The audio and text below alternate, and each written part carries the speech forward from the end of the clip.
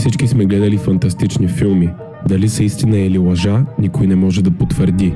В днешното видео ще разгледаме открита планета, изпълнена изцяло с вода. Смятам, че не вярвате, но ние ще разгледаме планетата Той-733b.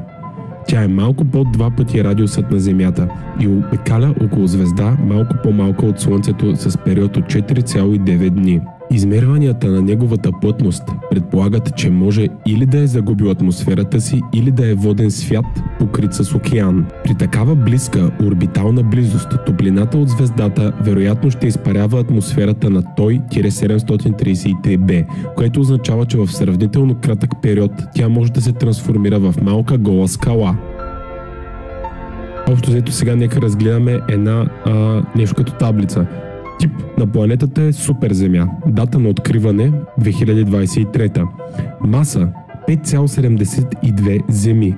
Радиус на планетата 1,992 пъти Земята. Орбитален период 4,9 дни. Метод на откриване транзит.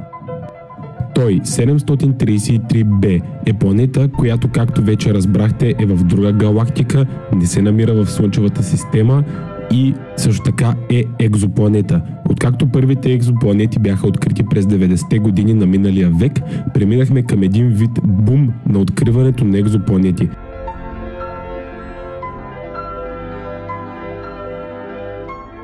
Тази планета е един истински феномен за човека.